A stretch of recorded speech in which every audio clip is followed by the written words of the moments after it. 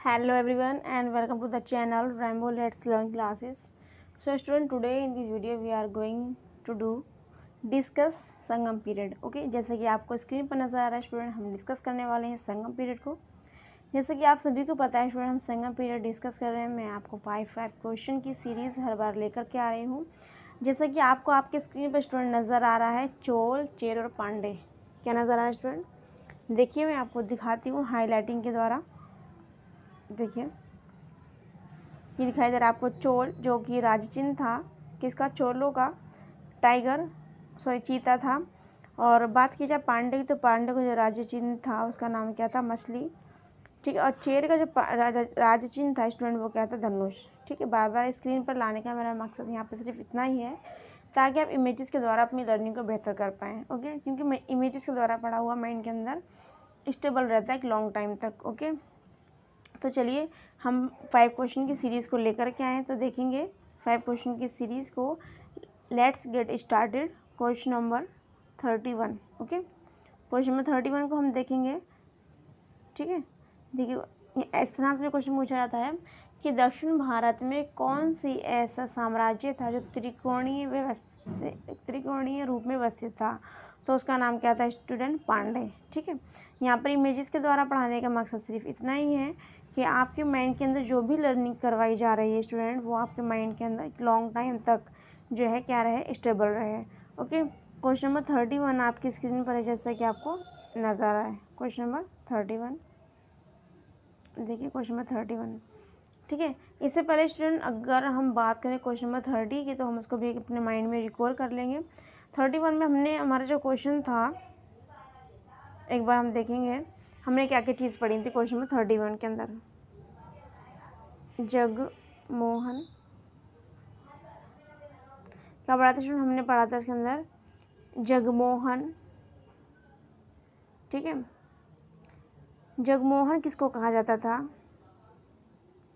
उड़ीसा के जो मंदिर था, उस मंदिरों में एक जगह थी, एक भाग था, वो कौन सा भाग था? तो हमने आपको बताया था मंडप जो था, जिसको हम मंडप बोलते हैं.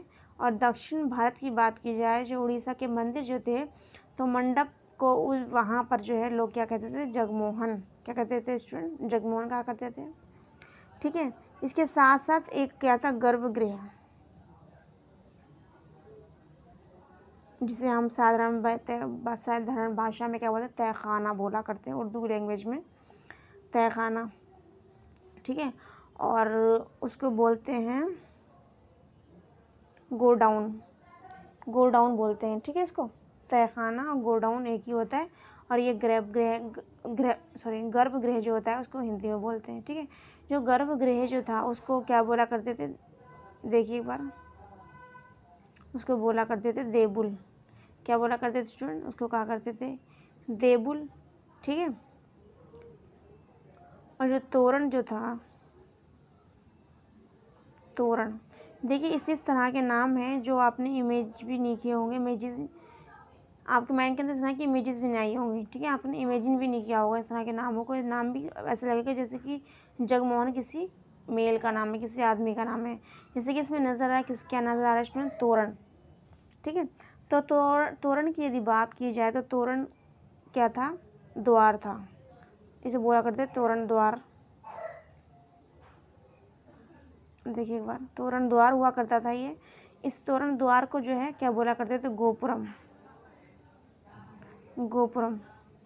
जैसे कि यहाँ पर क्या इंदिरापुरम गाजियाबाद में, वैसे ये क्या था? गोपुरम. और देखिए, जैसे कि आपको पता होगा दक्षिण भारत की यदि बात की जाए, तो वहाँ पर के नामों की बात कह लीजिए या फिर वहाँ पर किसी वस्तु के नाम कह लीजिए, तो वहाँ की लैंग्वेज जो है स्टूडेंट, उसमें ज़्यादातर मैं आता है पीछे. ठीक है. तो यहाँ पे क्या है कि तोरण द्वार को जो है क्या कहा जाता था? गोपुरम. ठीक है. ये हमारा क्या था? मैंने आपको बताया था 30. क्वेश्चन को थोड़ा सा हमने क्या करा है? रिकॉल करने की कोशिश की है. और मैंने आपको बताया था कि उड़ीसा के जो मंदिर थे वो नागर शैली में बने हुए थे. ये भी मैंने आपको बताया, आपको ध्यान हो तो. कौन सी शैली में? देखिए एक बार, नागर शैली. देखिए स्टूडेंट, नागर शैली. नागर,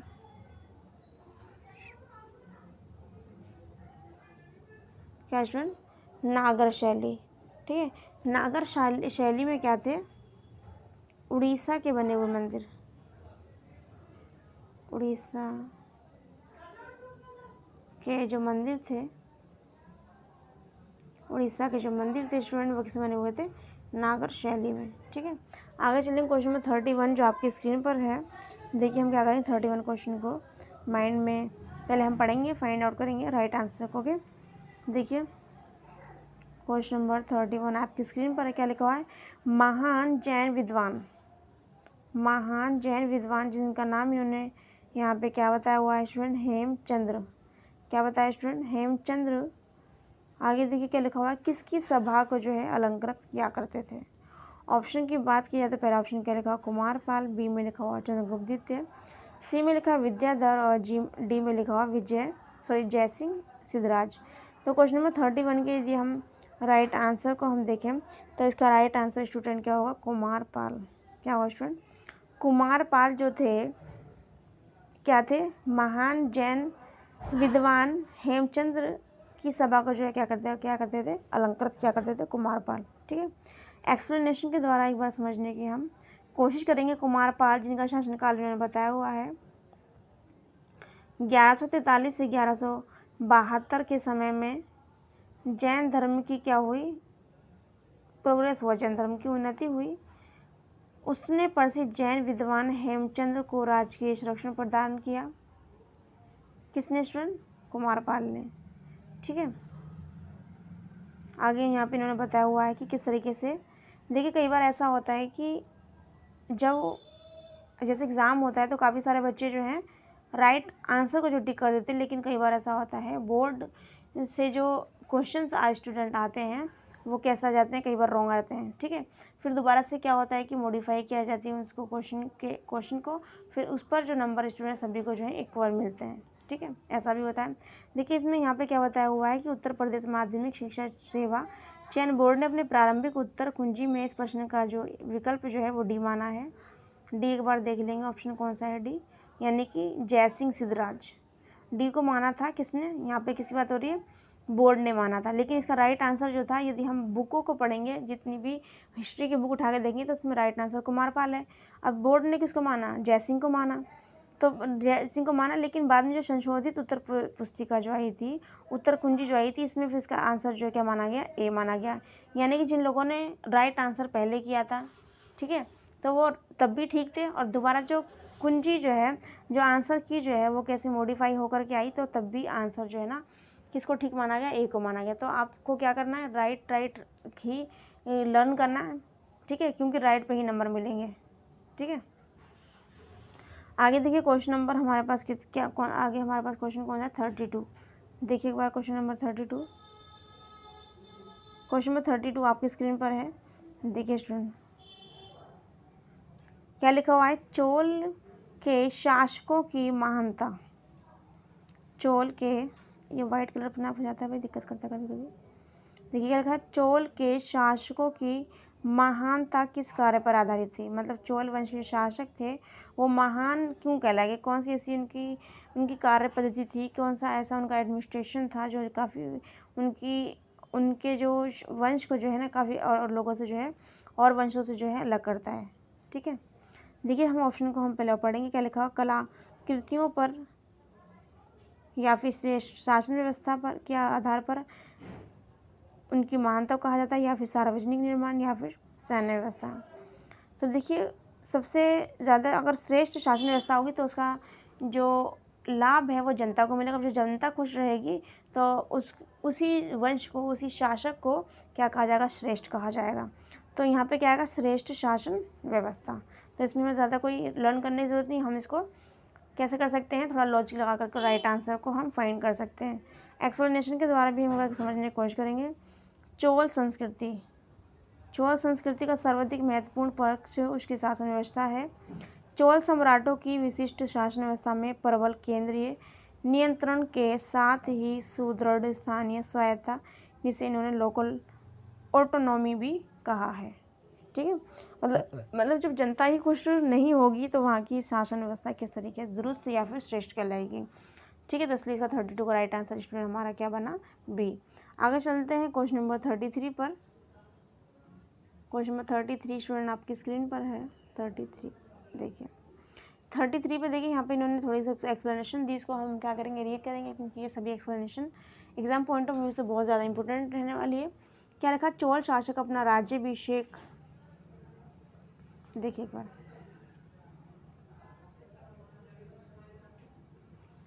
चोल शासक अपना राज्याभिषेक तंजौर, गंगैकोंड, चोलपुरम, चिदम्बरम, कांचीपुरम आदि स्थानों पर क्या करते थे।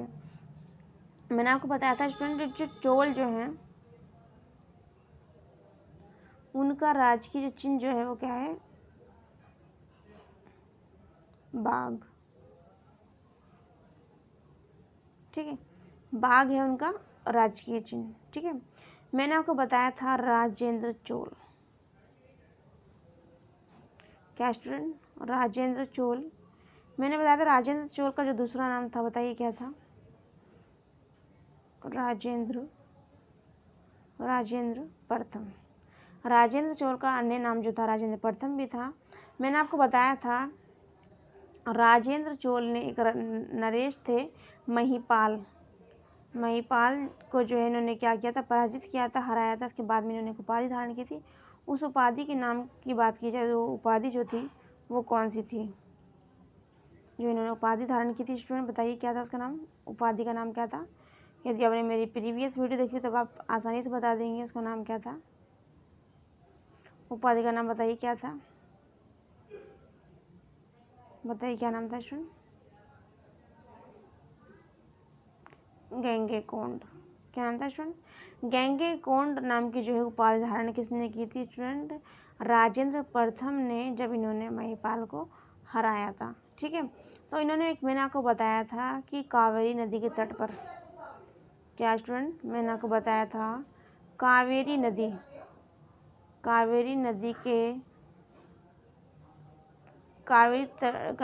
के तट पर नहीं, बल्कि कावेरी नदी के मुहाने पर, कावेरी नदी के मुहाने पर जो इन्होंने क्या बनाई थी, कैपिटल बनाई थी। इस कैपिटल का नाम अभी हमने पढ़ा था गंगैकोंड। क्या पढ़ा था स्टूडेंट, हमने पढ़ा था गंगैकोंड चोलपुरम।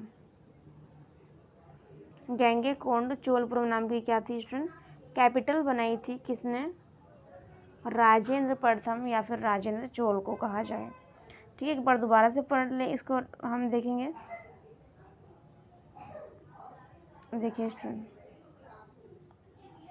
मैंने आपको बताया कि चोल जो थे, इन्होंने, इसमें मैंने अभी पढ़ा पहली लाइन की, चोल शासक अपना राज्याभिषेक तंजौर में या फिर गंगैकोंड चोलपुरम, जो कि राजेंद्र प्रथम ने अपनी कैपिटल बनाई थी, या फिर चिदम्बरम, कांचीपुरम आदि स्थानों पर जो है शासन किया था। चोल जो थे उनकी जो राज्य चिन्ह था वो क्या था, बाघ था। इसके साथ मैंने बताया आपको कि जो है राजेंद्र चोल या फिर राजेंद्र प्रथम का नाम था, उन्होंने जो उपाधि धारण की थी उस उपाधि का नाम था गंगैकोंड नाम की जो उपाधि थी।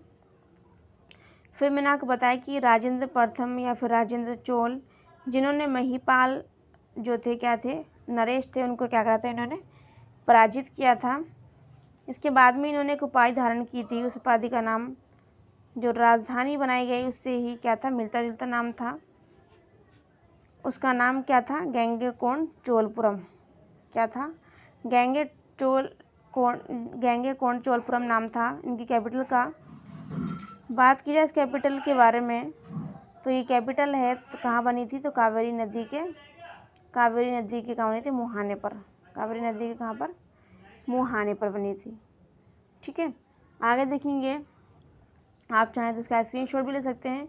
आगे चलेंगे, हम पढ़ेंगे अपनी इम्पोर्टेंट फैक्ट के बारे में, जो हमने अभी फर्स्ट लाइन पढ़ी थी। ये चोल जो शासक हैं उनके बारे में इन्फॉर्मेशन है, जो कि चोल वंश में सबसे ज़्यादा इम्पोर्टेंट जो शासक था उसका नाम क्या था, राजेंद्र प्रथम, ठीक है। आगे देखेंगे क्या लिखा हुआ है,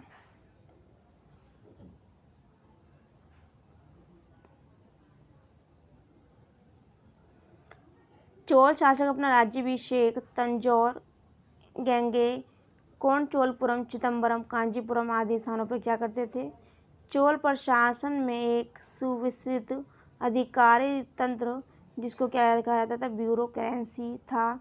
सबसे ऊपर की श्रेणी के अधिकारी को पुरनंदम तथा नीचे की श्रेणी को शिवनंदनेम कहा जाता था। चोल शासन की सबसे उल्लेखनीय व्यवस्था जो स्वायत्तशासी ग्रामीण संस्थानों के संचालन में परिलक्षित होती है, उत्तर मेरूर से प्राप्त 919 ईस्वी तथा 929 ईस्वी के दो लेखों के आधार पर ग्राम सभा की कार्यकारिणी समितियां का विस्तृत जो है क्या मिलता है, विवरण मिलता है। ठीक है, एक बार दोबारा देखेंगे। चोल शासक जिन्होंने अपना राज्याभिषेक कहाँ किया था, तंजौर में, गंगेटचोलपुरम में या फिर चिदम्बरम में और कांचीपुरम में किया था। चोल प्रशासन में एक सुविस्तृत अधिकारी तंत्र जिसको ब्यूरोक्रेसी कहा जाता था, जिसको खुफिया एजेंसी बोला करते हैं। सबसे ऊपर की श्रेणी जो थी उसका नाम क्या था, पुरनंदनम। नीचे की श्रेणी जो थी उसका नाम क्या था, शिरुनंदनेम। ये इम्पोर्टेंट है। चोल प्रशासन की सबसे उल्लेखनीय व्यवस्था जो स्वायत्तशासी ग्रामीण संस्थाओं के संचालन में परिलक्षित होती है, उत्तर मेरू से प्राप्त 919 ईस्वी तथा 929 ईस्वी के दो लेखों के आधार पर ग्राम सभा की कार्यकारिणी समितियों का जो है विस्तृत विवरण मिलता है। ठीक है, जो ये टिपिकल वर्ड हैं जैसे कि शिवनंदनेम, पुरनंदनेम, तो इसके ऊपर मैं जो है एक अलग से वीडियो बनाऊंगी। आगे देखिए, क्वेश्चन नंबर 33 पे देखेंगे क्या लिखा हुआ है। चोल राजाओं के शासन काल में उर क्या थी? क्या लिखा हुआ है, चोल राजाओं के शासन काल में जो उर जो थी ये क्या बला थी, उसका नाम स्टूडेंट क्या था? पहले क्या लिखा हुआ, सामान्य ग्राम सभा। बी में लिखा हुआ राजकीय दरबार। सी में लिखा हुआ धार्मिक सभा। और डी में क्या लिखा हुआ, फिर में से कोई नहीं। तो स्टूडेंट बात करें क्वेश्चन नंबर 33 की और राइट आंसर की, तो स्टूडेंट राइट आंसर 33 का देखिए क्या होगा। ये क्या थी, एक उर जो थी एक सामान्य ग्राम सभा थी। क्या थी, एक सामान्य ग्राम सभा थी क्या, उर। ठीक है, इसके बारे में हम क्या पढ़ेंगे, इन्फॉर्मेशन पढ़ेंगे डीप से। तो देखिए एक्सप्लेनेशन पे चलते हैं, समझते हैं एक्सप्लेनेशन को। चोल अभिलेखों में मोटे तौर पर 3 प्रकार की ग्राम सभाओं का जो है उल्लेख मिलता है। पहली कौन सी, उर, इसको क्या कहा जाता है, सभा या महासभा, और नगरम भी कहा जाता है। उर जो है एक सामान्य प्रकार की जो है यानी कि साधारण लोगों की जो है क्या होती है, ग्राम सभा होती थी।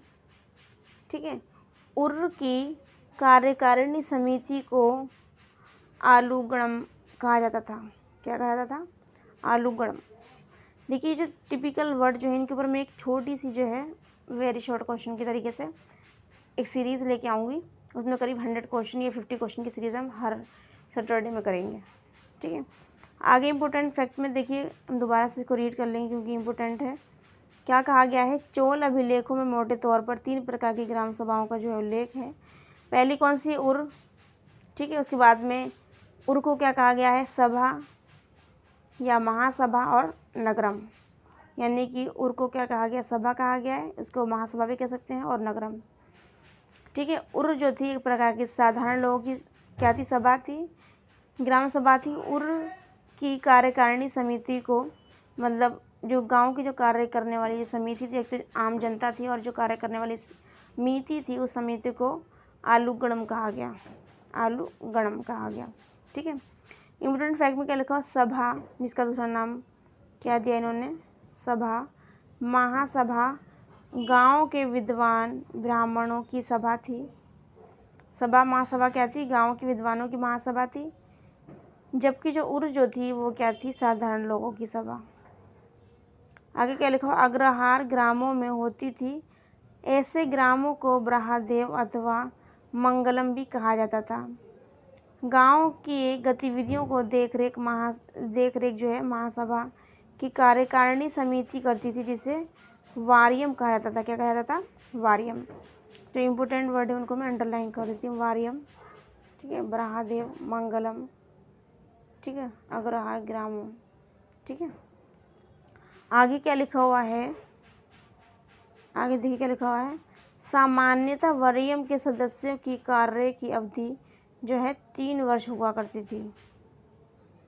वरीयम कौन थे और ये क्या कार्य क्या करते थे, ये इम्पोर्टेंट है। और इनकी कार्य अवधि जो है वो क्या थी, ये भी इम्पोर्टेंट है। आगे क्या लिखा हुआ है, आगे लिखा हुआ नगरम व्यापारी समुदाय की सर्वाधिक महत्वपूर्ण प्रशासकीय सभा थी। मतलब नगरम व्यापारी समुदाय जो है इनकी सबसे ज़्यादा इम्पोर्टेंट जो सभा थी वो कौन सी थी, प्रशासकीय सभा। एक बार दोबारा से देख लेंगे, जो इम्पोर्टेंट वर्ड्स हैं उनको मैं उनके लिए एक अलग वीडियो बनाएंगे। वारियम किसे कहा जाता था, वारियम उनकी सदस्यों की अवधि ये हो गई यहाँ पर, ठीक है। और नगरम व्यापारी ये क्या है, इम्पोर्टेंट है। आगे चलेंगे क्वेश्चन नंबर 34 पे क्या लिखा हुआ है। चोल शासकों का प्रतीक चिन्ह जो है वो क्या है। मैंने अभी ऊपर बताया था आपको, तो हमें पढ़ने की ज़रूरत नहीं। वो बाघ मैंने बताया था आपको, क्योंकि हिरण घाती गाय है नहीं। हमने सिर्फ क्या पढ़े थे, एक पढ़ा था बाघ, धनुष और मछली। तो इसमें से ना ही मछली है कहीं पर, ना ही यहाँ पर ना ही मछली है और ना ही धनुष है, तो बाघ है। तो बाघ इसका राइट आंसर हो जाएगा। क्वेश्चन में चलते हैं 34 जो आज का स्टूडेंट होगा लास्ट क्वेश्चन नंबर 35 आपकी स्क्रीन पर है। देखिए क्वेश्चन नंबर 35 में क्या लिखा हुआ है। तक्कोलम का युद्ध, कौन सा युद्ध, तक्कोलम का युद्ध, तक्कोलम का युद्ध हुआ था, किसके बीच हुआ था, तक्कोलम का युद्ध। पहले क्या लिखा है, चोल चालुक्यों के बीच, बी में लिखा है चोल पल्लव के बीच, सी में लिखा है चोल पांड्य के बीच, डी में लिखा है चोल राष्ट्रकूट के बीच, चोल राष्ट्रकूट के बीच।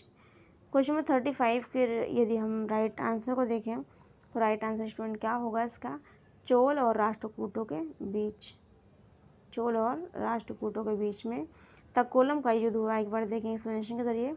तक्कोलम का युद्ध चोल शासक पराकांत प्रथम के पुत्र जिनका नाम क्या था, राजादित्य, राजादित्य और राष्ट्रकूट शासक जिनका नाम था कृष्ण तृतीय के बीच में हुआ था। इस युद्ध में राष्ट्रकूटों को विजय मिली। यह युद्ध 949 में लड़ा गया, 949 ईस्वी में लड़ा गया, जो इम्पोर्टेंट फैक्ट है। बस हमें वो चीज़ लर्न करना है कि तक्कोलम का युद्ध किसके बीच हुआ और कब हुआ, इसमें किसकी हार और किसकी जीत हुई है, ठीक है। तो तक्कोलम का युद्ध चोल राष्ट्रकूटों के बीच में हुआ, ठीक है। और इसमें जो मैंने आपको क्या बताया कि पराकांत प्रथम जो थे उनका जो पुत्र था क्या नाम था, राजदित्य, और राष्ट्रकूट शासक कौन था, कृष्ण तृतीय, इनके बीच में हुआ था। इसमें जो है राष्ट्रकूटों की क्या हुई, विजय हुई और 949 ईस्वी में जो है ये युद्ध लड़ा गया। तो 5 क्वेश्चन की सीरीज स्टूडेंट होती है यहाँ पे कंप्लीट, न्यू इन्फॉर्मेशन के साथ, न्यू वीडियो के साथ। तब तक के लिए take care, bye bye, God bless you all, thank you for watching, like and subscribe and feedback me, take care, bye bye.